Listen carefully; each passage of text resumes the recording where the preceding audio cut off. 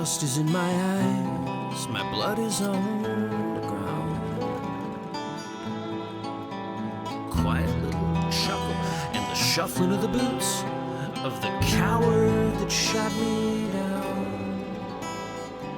He turns toward the sunrise and I hear him softly say, I guess you've met your macho man, as the colors fade to gray.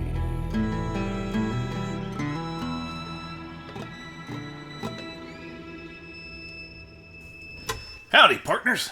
Dust and Blood is a rabble-rousing, rootin'-tootin', bronco-bustin' podcast not suitable for the ears of young'uns. Take a gander at the content warnings and listen with care. Welcome to Dust and Blood, a narrative play podcast set in the wild, weird fantasy west. I'm Blake, your GM, and our players are Keith Curtis as Jasper Graves, Corinne Hill as Myra Sting, Zach Parker as Maz Copernicus Pryor, and Gale Parker as Bonesaw.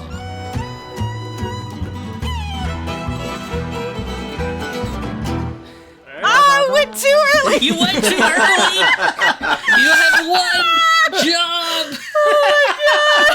Well, maybe if you weren't razzing me the whole time.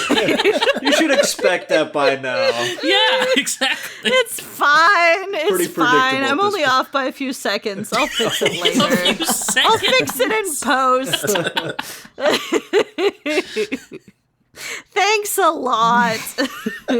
Well, hey, you got a good intro for this episode, so. Yeah, this is going to be great. We'll see if it stays in. Is there It's going to be very weird. is there a question about what is the most stressful part of recording any episode? The audacity. The timer. The potential to lose audio, I would say, would be my answer for that. Yeah. But we should greet our listeners. Howdy, howdy, howdy, y'all. Hello. Welcome to Dust and Blood.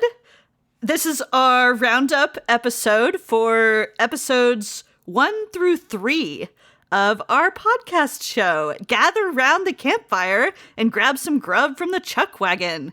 Blake, what are we eating tonight? Well, Cookie whipped us up a batch of chili. I'm not supposed to ask where he got the meat or the beans, but there you have it.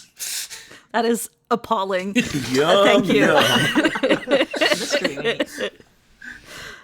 So who are we and what are we doing here? We are the cast for the Dust and Blood podcast, and we are here to answer some questions about the show thus far. Let's go around and introduce ourselves. I am Gale Parker, and I play Bonesaw.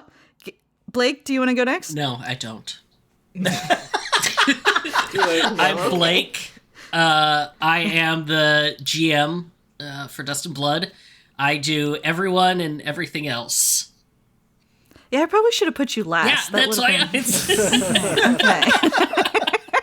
I was just like, I'll do the order on the screen. It'll be great. Live recording. This is what everybody misses out on. Why it takes us 4 hours to record a 1 hour session. It cuts down to like 2:15. Anywho, Zach, please. Yeah, I'll go next. I'm Zach Parker. I play Maz in Dust and Blood. And Gale has been my sibling for all my life. Older. And you know, part of mine, just since I'm older. Some would say wiser, but they'd say a lot of things. So who's next? Do you want to go, Corinne? Sure. Hi, my name is Corinne Hill. I play Myra Sting or Myra. We both mispronounced it in the recordings, but it is Myra. And I've known Blake and Gale from college. Quite a few years ago, I think Blake and I were in the same year, graduated in 2015. And Gale was, 2 years two behind. years. I keep thinking you're only like 1 year or the exact same age as us, and it throws me off every single time. Well, I am wiser than some, as Zach has pointed out. And less wise than others. I was going to say, speaking of which, but that would be a really mean intro. I'm sorry. Do you want to introduce yourself, Keith? Sure. Hi, I'm Keith Curtis. I play Jasper Graves, and I got involved through Gale. We both do some work for Roll20, and she and Blake gave me the invite, and I have enjoyed every moment since. This has been a wonderful experience. There, did that sound sincere? Good. just a tad.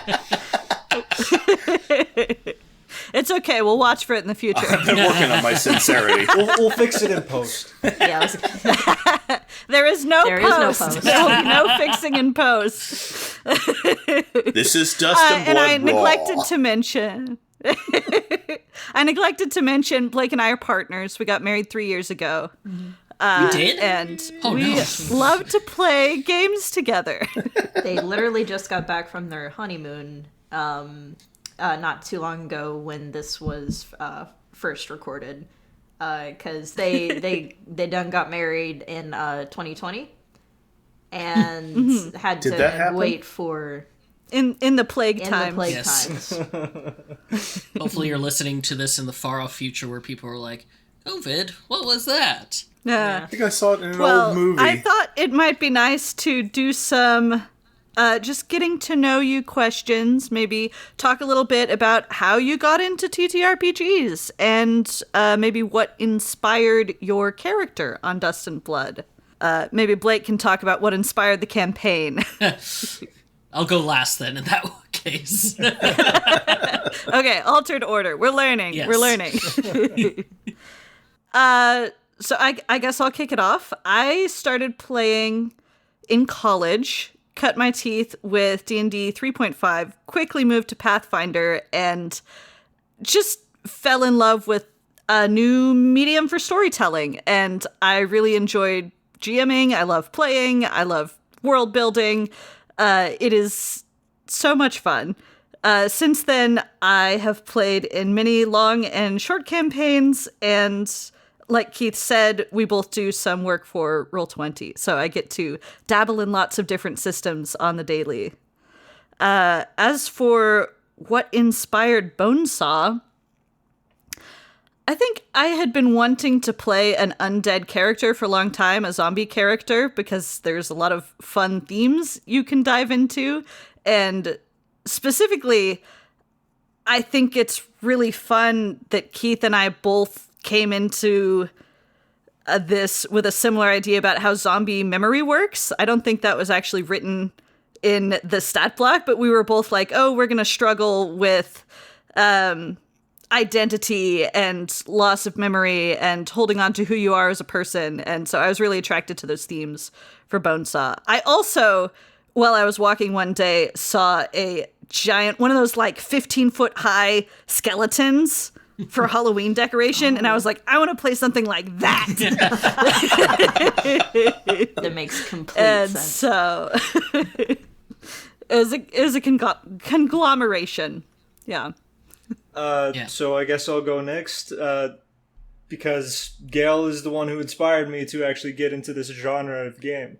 Oh, I didn't know that. Yeah. Before, I want to say it was around high school when you ended up going to college, and you always came home with stories about how much fun you're having with all your friends, you know, playing through 3.5, playing through Pathfinder. And before that point, I hadn't really given it much thought, but in a unrelated incident, I got invited to join a D&D campaign by some high school buddies of mine. And that quickly became the thing that I looked forward to most throughout every week. So my background is in D&D 5e, but this is my first sort of jump into Pathfinder, which I enjoy both systems. I will say I do favor 5e just a tad bit more, just because I'm more familiar with it. But Blake is they both. shook. I am shook. Insult to my honor. There's just too many damn rules. I mean, fair. Yes, fair. So I was a player for a long time. I ran my own campaign when I was going through college for about 2 years, which I had a lot of fun doing that. But I'm back to the player status, and I'm currently actually cooking up a separate campaign specifically for this group, which we will probably get to in the future. But that's maybe a little bit off. But whoever's happy to go next, take the reins. Do you want to talk about what inspired Moz? Yes. So Moz, I will say I did take heavy inspiration from The Devil Went Down to Georgia. That's might be apparent within the first couple episodes, but the biggest thing for me, honestly, was I've played D&D for a good couple of years now, and I've always approached character building from build first, character second. Because I always like to min-max, and I would always spend hours just reading through different files and subclasses. But I won't say tired of it, but I wanted to mix things up. So when I was looking through what options were available to me in Pathfinder, Ratfolk just kind of stood out as a character that wouldn't be, I guess, optimal for a bard, but I thought was a fun option and fit the setting pretty well. So that's probably what started off as what I went off with Moz, and then he just kind of went from there. So that's where he started. Oh, and this is our first time playing a long campaign together. We've only played one-shots. Yes. So this has been really nice. Yeah. I can't remember. I think we did do a one-shot before I started my first major campaign. I think my first character ever was Gronkov, who was, I think, an orc barbarian. That's awesome. And then... No. His name was Gronk. And then when I joined the new campaign, my new character was Gronkov, who was a half barbarian. Basically the exact same thing because I had fun. But I wasn't very creative when I started off playing. That's delightful. Corinne, do you want to go? Yeah. So I, as I kind of said before, Blake and Gale, a friend of theirs, Henry, actually really introduced me to Blake and Gale. Even though we kind of knew each other through college, we didn't really become close until we started playing. And it was through Henry that I got kind of involved. And so the first real campaign I played was one that Blake did. It was a Pathfinder campaign, and so I am almost exclusively trained on Pathfinder. I've done a one-shot with 5e and not much else. But we've experimented with other kinds of TTRPGs, and it's been a blast kind of exploring those. So, and I've said this before, it feels like I don't feel like I've been playing for a while, but I have been playing for a while. I've been playing for quite a few years now. And I guess that kind of leads into the next bit of what kind of inspired my Dust and Blood character was actually characters in the past. So I've had characters that had something to do with family, something to do with redemption, and something to do with like a deep, dark secret. And it seems that all of my characters seem to have one or two of those elements. And so that spirit of that character was brought into Myra. I picked the snake because I love snakes, and I actually scared the crap out of a poor lady in a Dunkin' Donuts. It was an accident. I carried around, so I was a weird kid. Instead of carrying around a doll, I carried around a rubber snake, and that was like my doll. This is true. And so I carried it into, it was either a Dunkin' Donuts or a Baskin Robbins, and I think those two were like the same thing at one point. So I was carrying it in to get ice cream, and I dropped the snake, and a lady turned around, saw the snake drop, and saw it moving, thought it was real, screamed, and ran out the door. And my poor mother's just standing there like, yeah, this kid. So I've always loved snakes, and I've like almost and their power to strike fear into the hearts of Baskin Robbins. No, ladies are safe from me. No, beware. So that joke in there of, somewhere, but I'm gonna leave. I wasn't gonna go there. there's many different directions you can take that. But yeah, I love it. Okay, Keith. All right, Sherman, set the Wayback Machine for 1978. We're going to Central California. I was in high school back in I think it was the mid to late Stone Age. I was sitting in, I think it was an electronics class. We were learning to build crystal radios, and I turned behind me, and the guy in back of me, instead of taking notes on the radio we were going to build, he had a sheet of graph paper on his desk, and he was drawing all of these rooms and passages and little doors, and I asked him what he was doing. He said he was designing a dungeon, which, without context, you're what? And he said, haven't you heard of Dungeons and Dragons? And I said, no. And he told me all about it. And about a week to 2 weeks later, I had gotten my parents to drive me into the neighboring town, because I lived in a very small town, that had an actual hobby shop. And I bought this little white box that had 3 little brown books in it that were stapled together. And horribly typeset. Half of it was like typewriter typeset. It was like 17 different fonts. All of the illustrations were these terrible pen and ink tracings. But it was amazing. Just what you can pretend to be like the characters from The Lord of the Rings, or I can look. And back at the time, you can fight Martians. Yes, there were like green Martians and red Martians in the encounter tables. And it was just amazing. And so I played that for many years. Weaned off of Dungeons and Dragons and got into a lot of more point build systems. And then eventually I started doing freelance work in the industry, doing illustrations and maps. And I did that for many years. And to some degree, I'm doing that to this very day.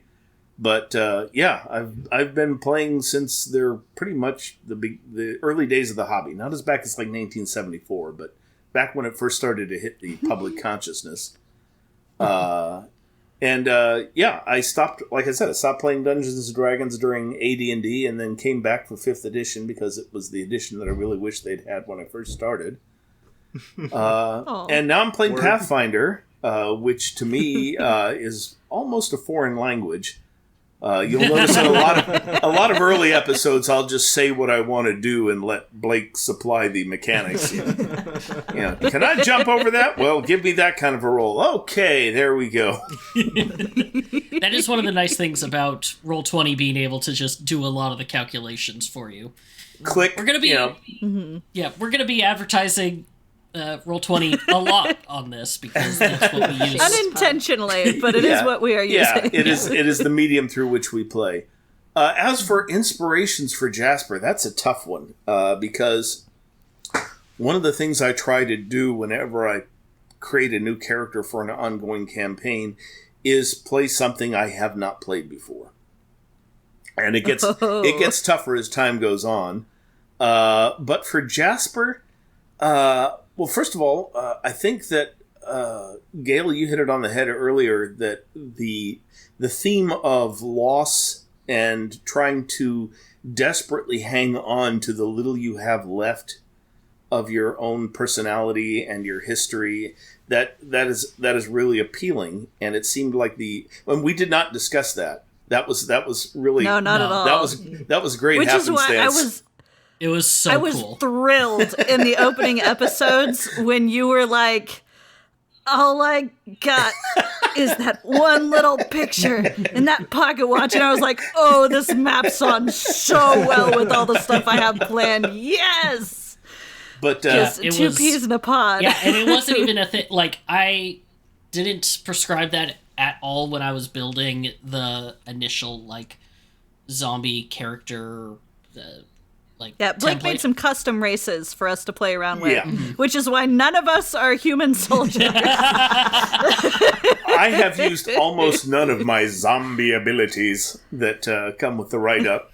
But as for the character of Jasper Graves, there's a certain stock character in old westerns, the grizzled old prospector or the just the town character.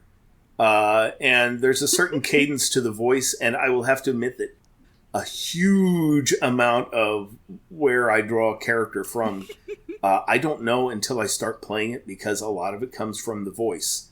And the voice is, I might have an idea, but once you start interacting with people, you moderate that voice so that it is unique. To give an example, I played a bard in an old campaign, and I had this idea he was going to be a flim-flam man, he was going to be a confidence guy, a trickster. And the day that we played, I woke up with laryngitis. Oh, no.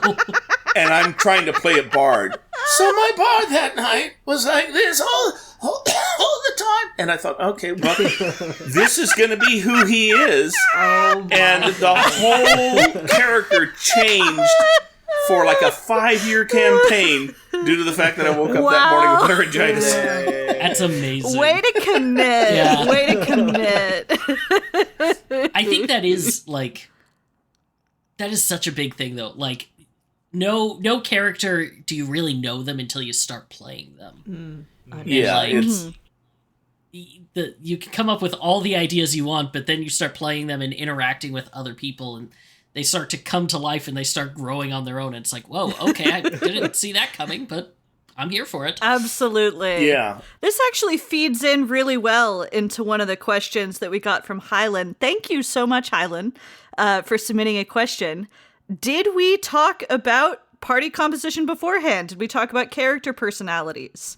And no, as far as character personalities, no, but we did share, I think, race and class, but that's pretty much it. There might have and been everything some else just art. kind of grew out of that. There might have been some art Yeah. shared. Yeah, I think art was shared too. Yeah, we had a huge session Some zero. Hero Forge tokens. We had a huge session zero where we worked out like the logistics of, what we were okay with, what themes we were okay with playing, and that sort of idea. But, Lines and veils. yeah, but so much of a character. Well, like Blake was saying, to paraphrase an old phrase, no plan survives contact with the enemy. No character survives contact with the party. And so much of what your character becomes, like, for instance, Jasper's whole moral stance, which is pretty much in opposition to a lot of the party. That was not intended, because I had intended him to be a recovering alcoholic at the beginning. But there was so much to react to there. And to make drama and conflict and stuff like that, he just started to develop a moral compass. The moral center of the party. We really needed one.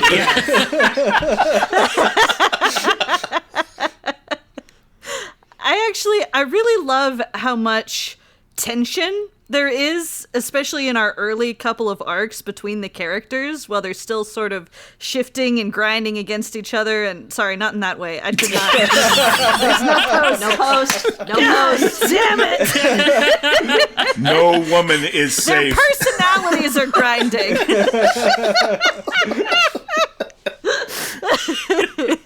But I mean, there's so much like little social conflict and difficulties there. Bonesaw and Maz clashing over the toothbrush, and Which the sort of more chaotic personalities clashing with the more lawful ones. It's delicious. I gotta say that the toothbrush one so early on, I feel like if people didn't know you guys were siblings beforehand, after hearing that one, like, oh, they have to be siblings. Like, 100%.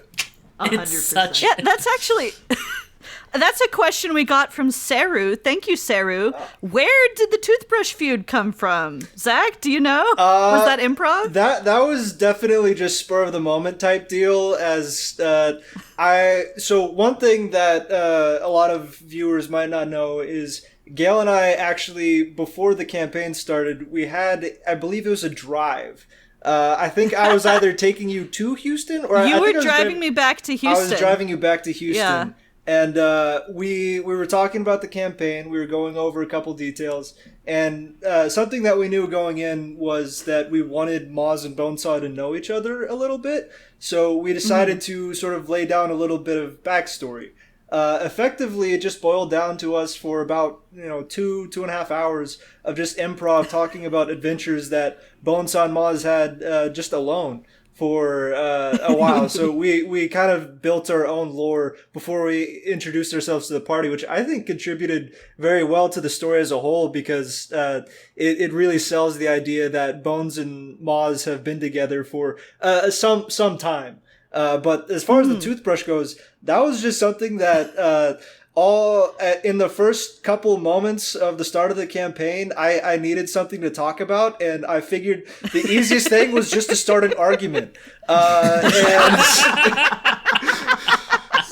that was great. I was very comfortable in that situation. I was like, yes, familiar ground.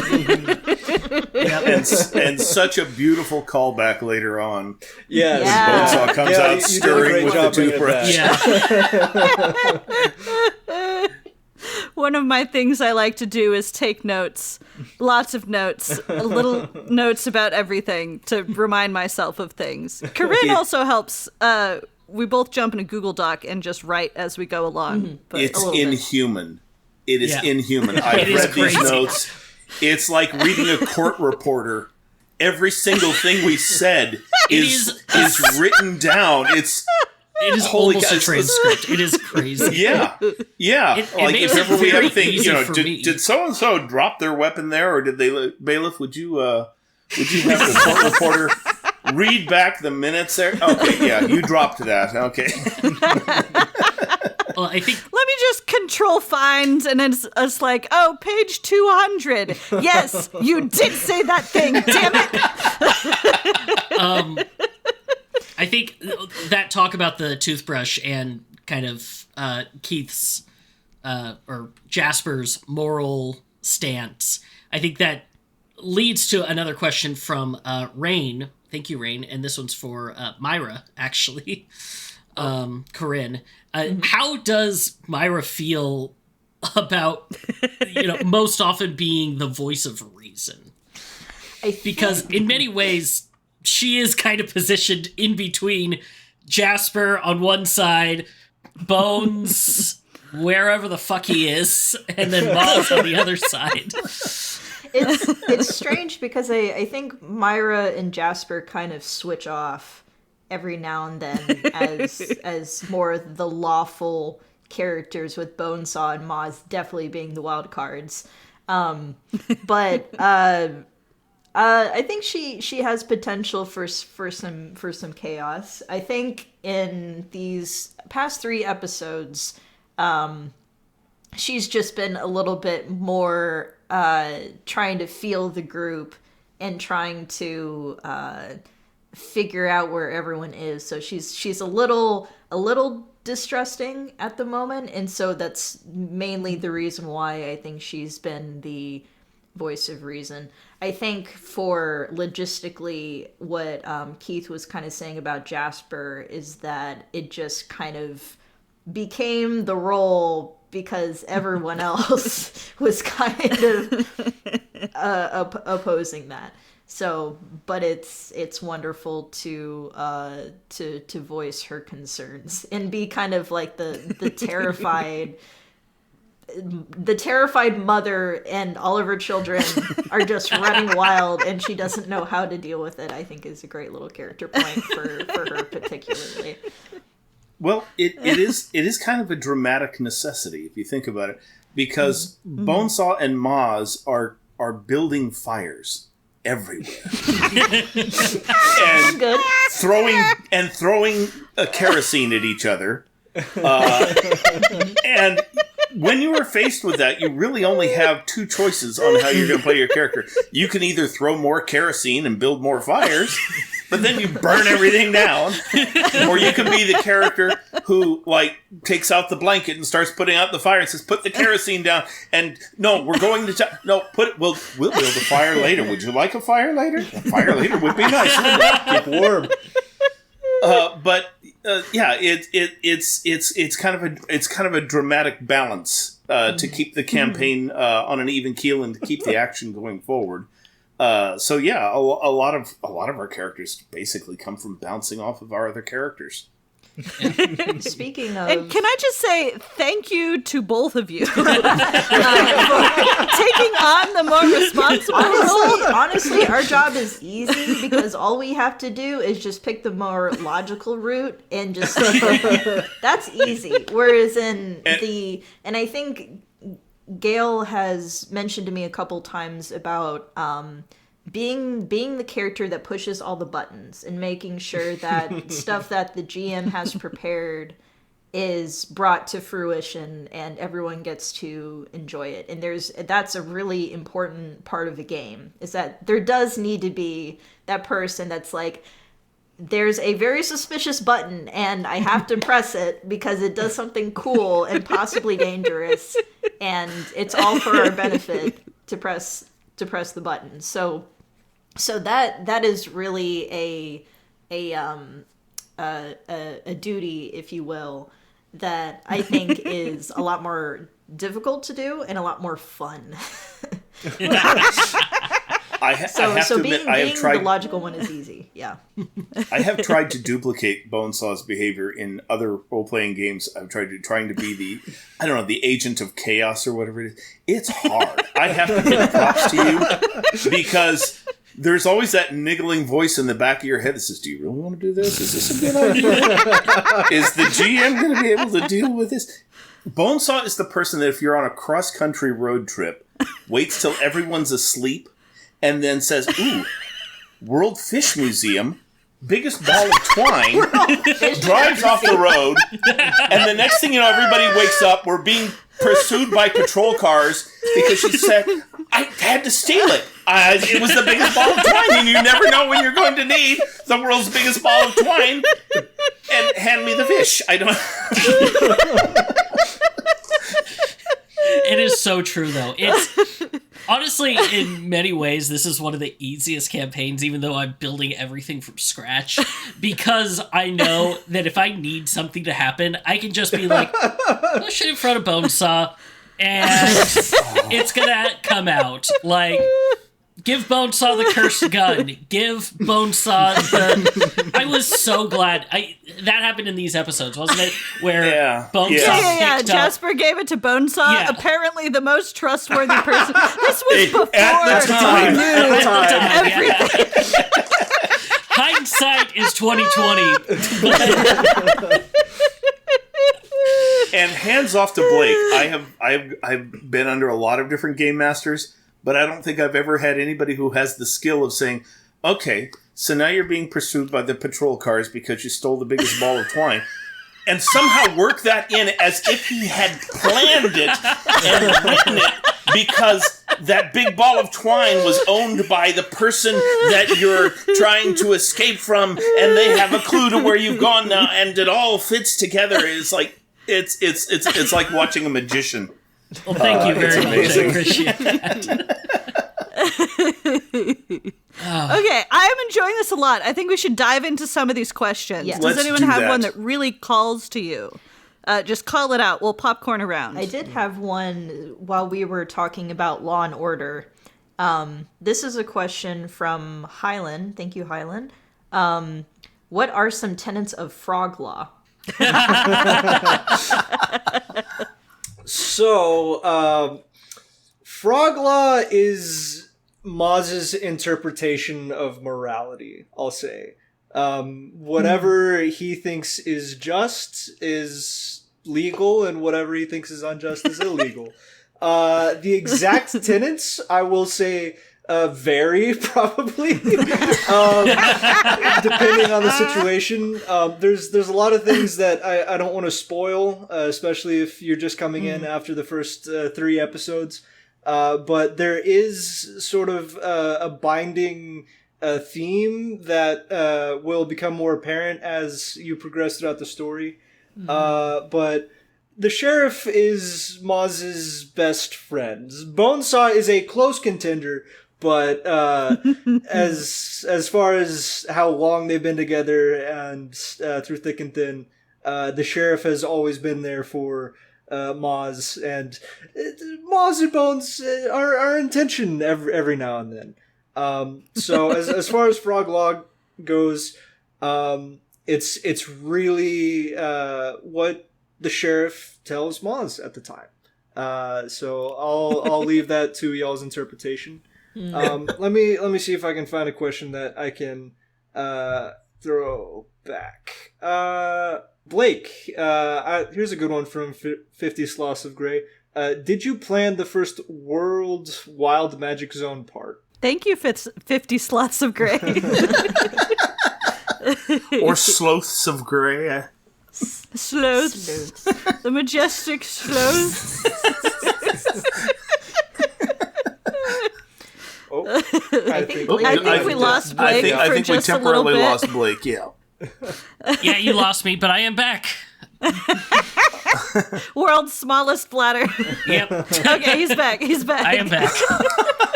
Did you catch that question, Blake? I did hear the question. Okay. Yeah, so essentially, what I had initially planned, I had it written on an encounter table that one of the things that you could potentially roll to encounter when you were traveling overland was a wild magic zone protected by a fae, and specifically like a grasslands fae. And there was basically an intrusion of First World. And that's all I had written down initially. That's all you had? That's all I had initially. Wow. Like a single line.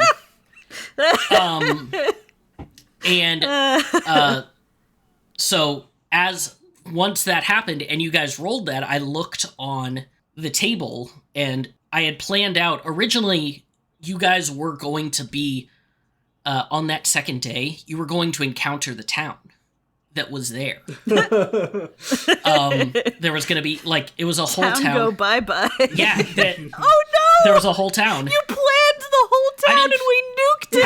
I didn't plan it out. I just had, like, a general store. It was a small town. It was just, like, general store, a couple of farmers. Why does this bring me such joy? But then when I was like, when you guys rolled that, I was like, in that moment, I was like looking at when you would run into it, and it would be right by the town. And I was like, well, this doesn't work as well if it's near the town, unless. And then from there, it kind of snowballed and grew out and became like this entire First World area, and I destroyed the town.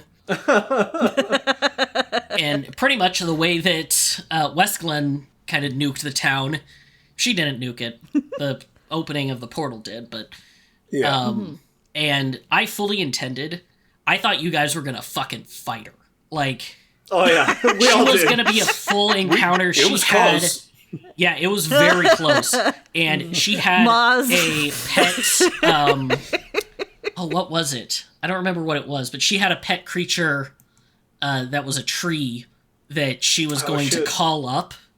Like a needle blight or a tree ant or something? Yeah, and it was going to fight with her. It was going to be a whole encounter, First World stuff. There was going to be, like, it was a whole thing, and then you guys just Nope. And I am just, I love that. One of my favorite things, and I know this sounds weird, one of my favorite things as a GM is when my players completely subvert what I had planned. Like, I will make a plan, I'll build a character sheet, somebody's ready to go, and then you guys are like, well, what if we just talk and figure something out? That was very Can I much- just say how much I loved the courageous self-sacrifice on Myra's part? That felt like such a defining moment for her character to be like, I will give up my memory. Mm-hmm. I will get us out of this situation. And just, there's so juicy. There's some underlying motives for that in particular, but also because Corinne was terrified of fighting a fae. So it would have absolutely been a wonderful fight, and Corinne was terrified that we were going to absolutely get smacked. So it was half of very much in character for Myra and kind of her backstory and her motives and everything, but also Corinne being terrified of fighting in a first world wild magic zone. But it turned into a beautiful moment. And Wes Glenn as a character was very terrifying, very cool. When Wes Glenn sunk into the ground, I was losing it. I was like, they're from the ground. They can pop up and eat us. This is not cool. Yep. Pulling all But those very horror elements out of the hat was just That was great. very Really set the tone. And Do you want to ask a question? Oh, go ahead. Oh, I was going to say, and the amazing thing was that became pretty much our overarching plot line, our goal, our motivation for like 20 without episodes. spoiling too much. Yeah. Well, without going into details, that plot does continue behind the scenes, more or less. Yeah. And I think also, it was such a... I think that's the part, because one of the crucial things early on with any D&T party is you have to have that moment that binds them together as a group. Mm-hmm. And that's always... I found that's always the challenging thing to help provide that as a GM, because to some degree, it has to come from the players, but also you want to set it up as the GM too, to give that opportunity. Mm-hmm. And I think this really did it.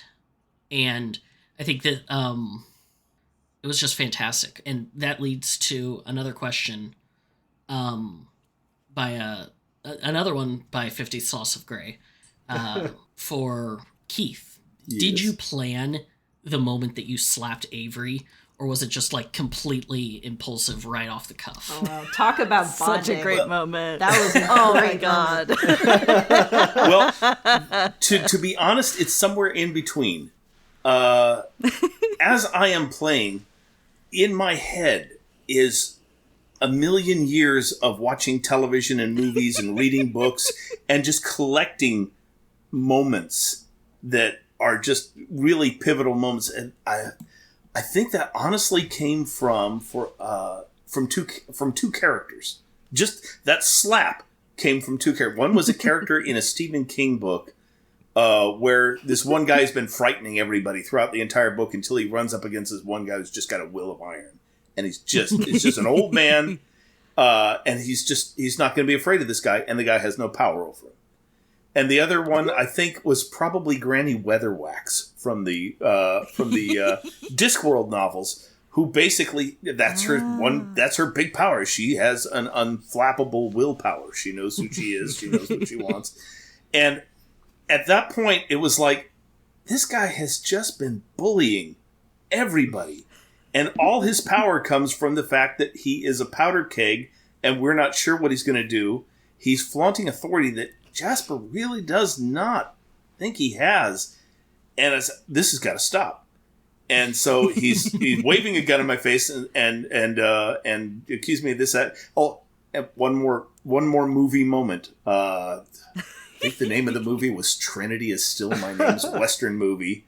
where the main character wants to intimidate somebody, draws his gun, points it at him, puts it back in his holster, slaps him, draws his gun, points it at him, puts it back in his holster, and like 3 times in a row, just to prove, not only can I get the drop on you, slap, I can get the drop on you, slap. And I thought, okay, this guy just needs the Trinity slap. Yeah, that's mutual hatred of Avery bonded us so much. Oh, he was so bad. Oh my god. Yeah, that's been my, like, that's one of the things I have learned is if you want to make your players hate somebody, you don't make them evil. You don't make them like the biggest bad ever. Like, what you do is you make them an asshole. Because an asshole will get people's goat every time. That is the greatest sin you can commit in fiction. Because villains are like, they're sexy and relatable, and they're sad a lot of the time. You're like, oh, poor... I'm not going to start listing villains, because I'll out myself in a lot of ways. Loki, Malfoy, Listen. any confused, lonely soul. He's got nice hair. Yeah, they're assholes.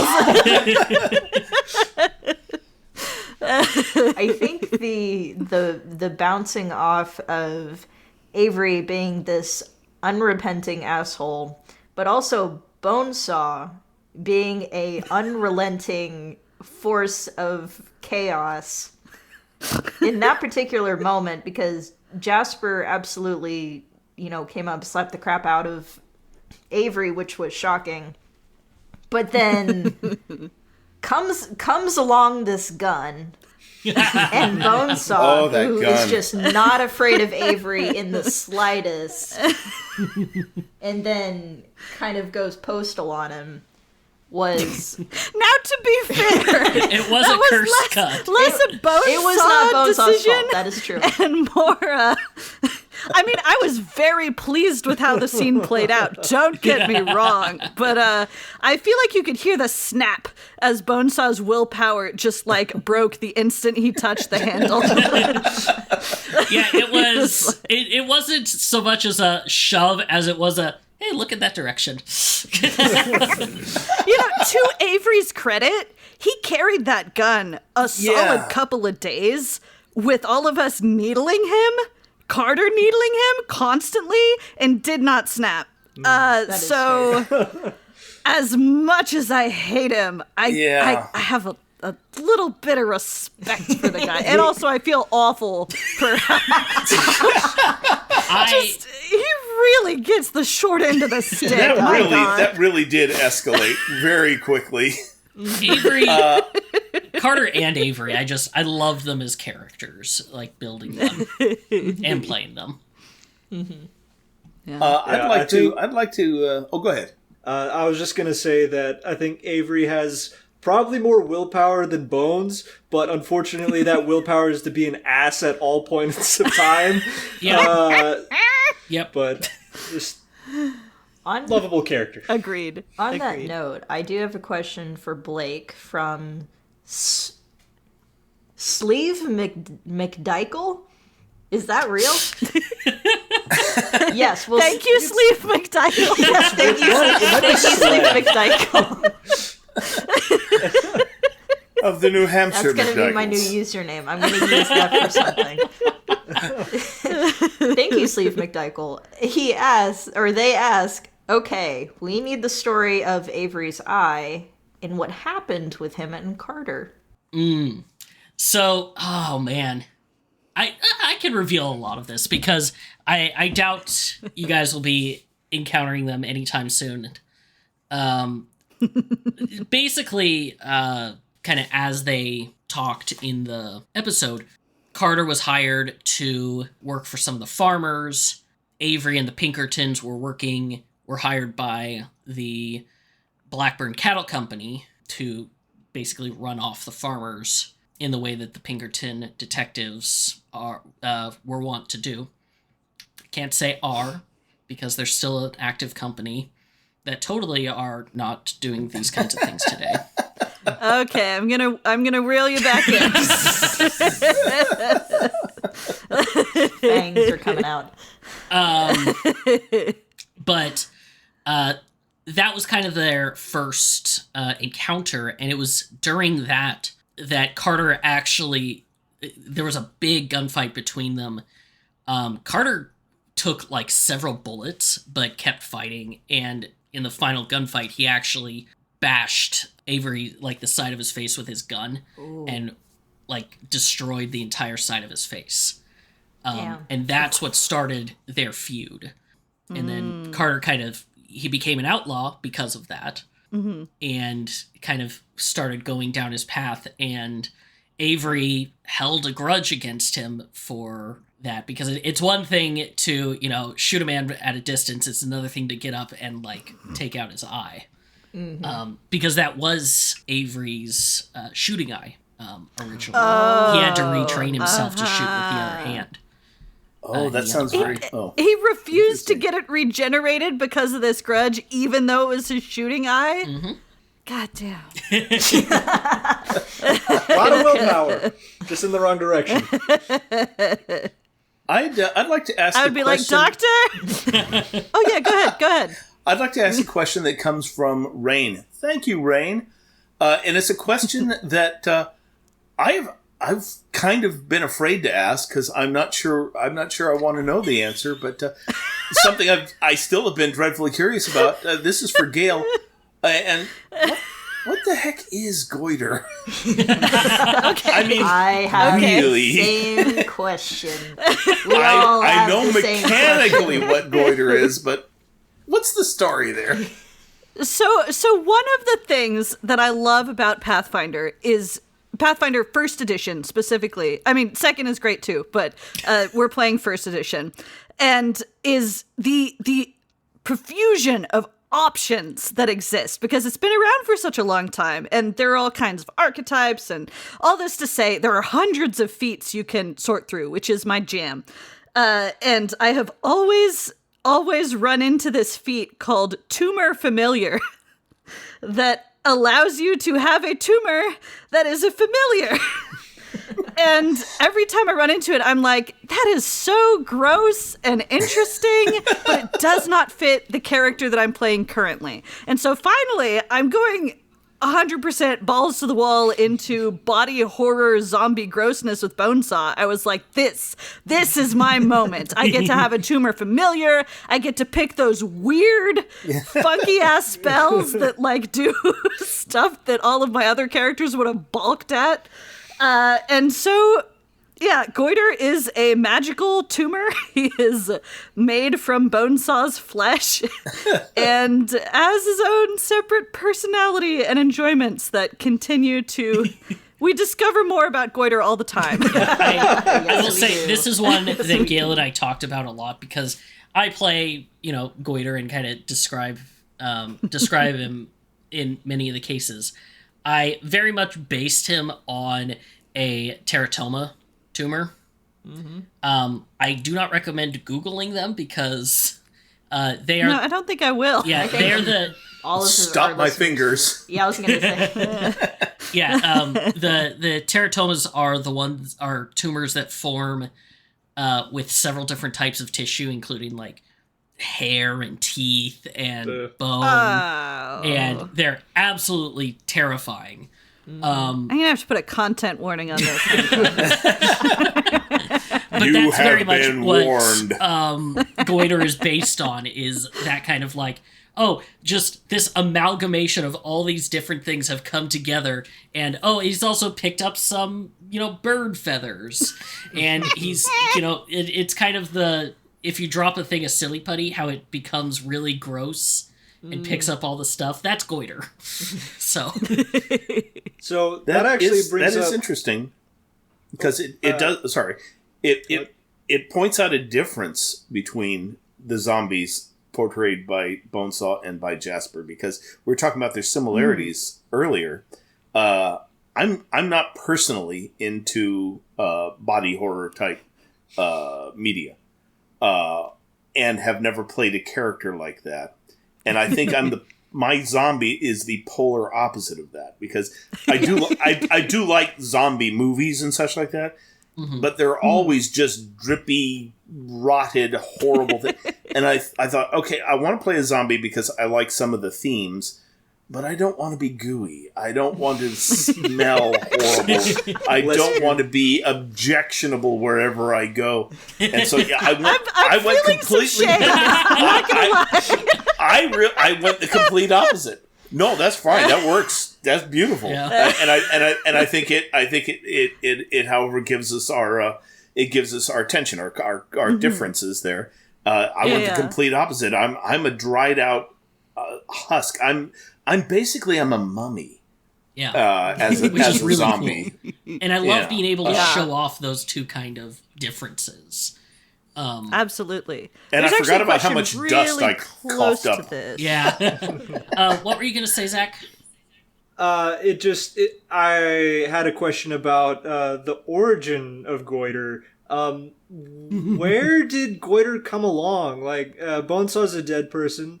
I'm assuming Goiter wasn't there before when he was alive. Oh. But You know what's funny? I have never given it any thought. I never considered.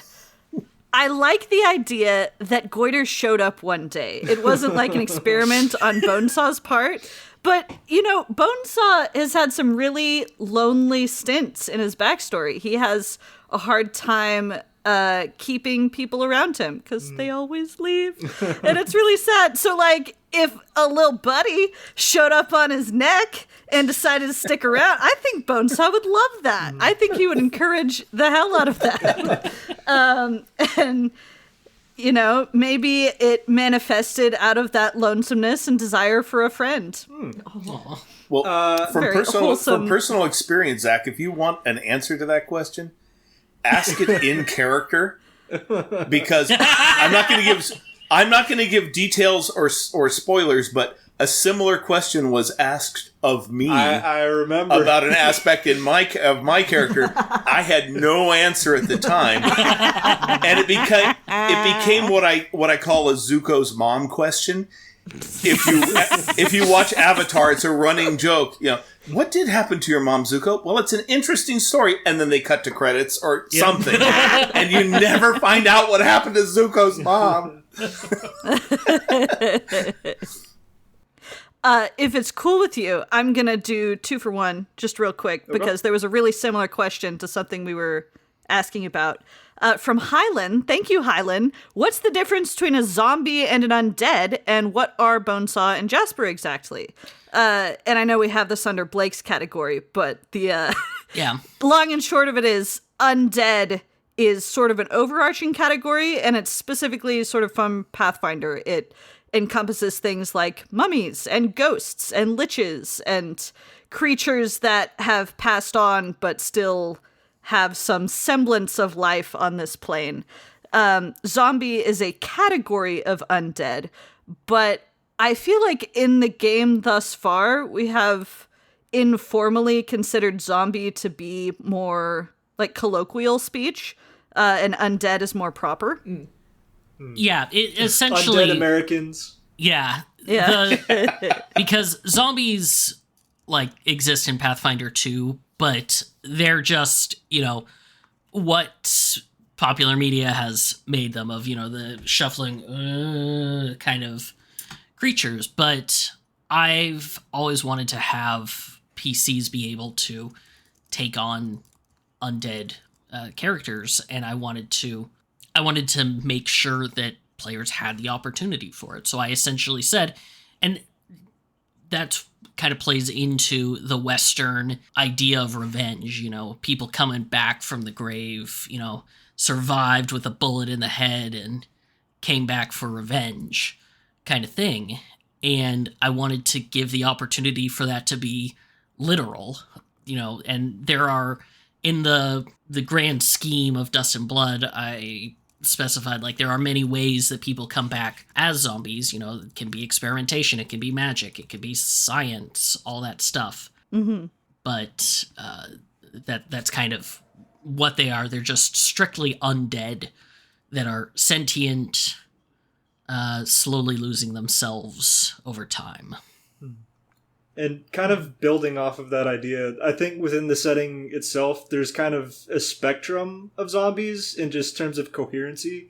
Mm-hmm. Like, there's zombies like Bonesaw and Jasper's probably on the pinnacle of that spectrum of just being completely coherent, just like anyone else on the street. But then there's encounters with other undead creatures or zombies who are maybe middling of the path. Maybe they're kind of losing themselves, or there's some that are just completely gone. And I think that within... Eventually, zombies degrade into skeletons, and then they're mindless. Okay. Yeah. And that point of time is kind of arbitrary. It happens eventually, I'm assuming, within the canon. Yeah, and it's definitely... That works much better than my head canon, which had been that there were two types of zombies that were like biological zombies where it just happened to you, and then supernatural zombies where some evil force was at work. But I really like the idea that why Bonesaw and Jasper are different from some zombies that we may or may not meet in later episodes is that they're the ones who are fighting to maintain what they've lost. They're afraid of that abyss in front of them and clutching desperately at the things they know from life. And that would be the difference between somebody who is undead but still a person and something that has become an agent of destruction and evil. Absolutely. I like that. Yeah. Very well put. All right. Okay. I do have a question from Barbara for Zach. Thank you, Barbara. Is the sheriff a frog or a cane toad? Moz never talks about feeding the sheriff, so does he just kind of let him out from time to time to catch bugs, or what? So, as far as feeding goes, Moz feeds the sheriff regularly. I might not specify it, or it might not come up in regular conversation, just because it becomes kind of tedious to say, I take a bite, I take a second bite, the sheriff eats, it's just, it's kind of wasted air. But that is a detail that was actually part of my backstory, is that Moz takes very good care of the sheriff. I believe I've mentioned it once or twice within the setting of the campaign. It's not a detail that comes up often enough to mention, really. But as far as what the sheriff eats, that depends on what's available. What was the other part of that question? Is the sheriff a frog or a cane toad? Moz isn't too sure. As far as he's concerned, the sheriff is a frog, hence the term frog law. But as far as what Moz is aware of, I don't think he knows the difference between frogs and toads, mainly because Zach doesn't know the difference between frogs and toads. So I suppose it could vary a little. But the important detail is that it is a black creature with a tiny sheriff hat. So that's the most important part. And we will definitely be talking about the sheriff a lot. Yes, he does play a crucial part of the story, especially in the later episodes. I'll, I guess, continue that with a question, which I'm not sure if we answered this already, but this is for Corinne from Seru. Why did you choose a snakefolk? Actually, no, we went over that one. Unless you want to elaborate on it. Yeah, it was pretty much that story that I told earlier, that I've always liked snakes, and I've scared somebody with a rubber snake once.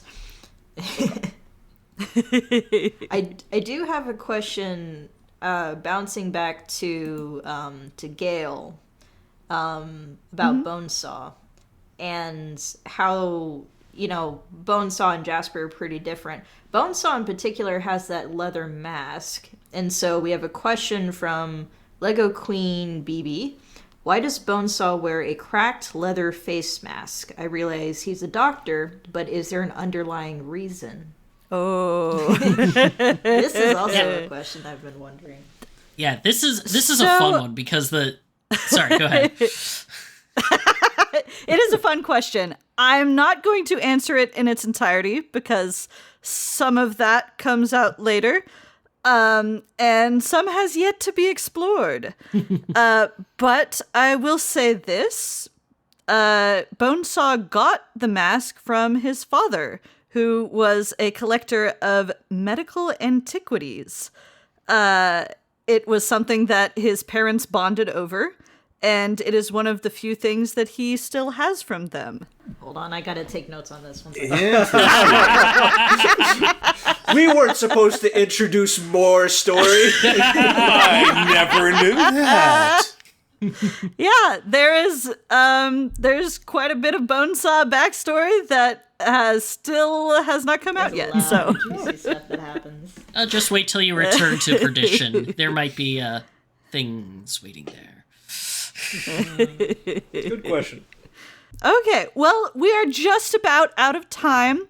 So I just wanted to take the opportunity to say thank you to everyone who has been listening to our backlog as we were learning, finding our feet.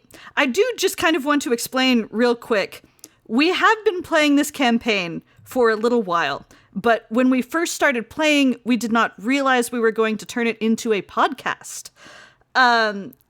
It was solely for me to practice doing audio things in Audacity because I wanted to learn how to do it. And she's amazing. Yes. Thank Very you. good job. But originally I used some music that we didn't have permission to use, which was fine because it was just for fun and no one was ever going to see it. And then on a whim, I asked for permission from Filippo Beck Peccoz, who wrote the Desperados 3 original game soundtrack. And he wrote back and gave us permission to use the music. Which, and holy so shit. It's so fucking I want cool. to specifically thank Filippo Beck Peccoz for that because it opened up this opportunity for us. Currently, we are sort of reworking early episodes, taking out sounds that we don't have permission to use, but this is all sort of in preparation to release it. So that is why a lot of our talking is in sort of the past tense. We already know how the story goes a little bit from here, but we will be checking in and revisiting old episodes as they come to light for the first time. So thank you all for coming tonight. Thank you for hosting. And Yeah, thank you. yeah. Adios. Well, I'm going to dump doing out the this outro. pot Was of that, chili. was that too early? No, I just like there's no good way to transition. I've never done a transition like this. Okay, Dust and Blood is a Rolling Path production featuring Corinne Hill as Myra Sting, Blake Alfson as our GM, Zach Parker as Maz Copernicus Pryor, Keith Curtis as Jasper Graves, and myself, Gale Parker, as Bonesaw. Our theme song is Dust and Blood by Arne Parrott, and you can find transcripts, detailed sound credits, and more on our website at dustandbloodpod.com. You can follow us on Twitter and Facebook at Dust and Blood Pod, or support us through our Patreon at Dust and Blood, where you can join our community Discord and get perks like later episodes of this behind-the-scenes discussion show, The Roundup. We are so grateful for the support of our fans, people like Barbara, Lego Queen BB, Rain, Saru, Sleeve McDykel, Haz, Halen, and 50 Slots of Grey. Dust and Blood releases monthly on the 1st of the month, and please check out our content warnings in case you don't want body horror or anything else. They are in every episode description, and again, thank you so much for joining us on this wild ride. My eyes shoot open to the early morning sun. I feel that aching, pounding, poking of a bullet in my lungs. Skinny ceiling, bones crunching. I feel that wretched ancient something drag me up to face that coward son of a gun. His face grows wide as he fumbles for his holster. I feel the lead pierce my shoulder, neck, and chest. I scream that I have died 100 times and lived 1,000 years, and I'll be damned if a boy like you is gonna be the best. Yes, I'll be damned if a boy like you is gonna be the best.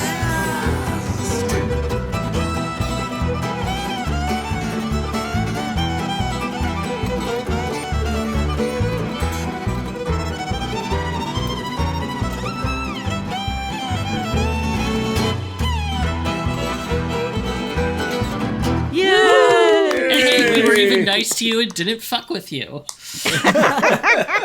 You were I kind was of really fucking expecting some. with. You were For messing your around. first in time, the we'll take it easy on you.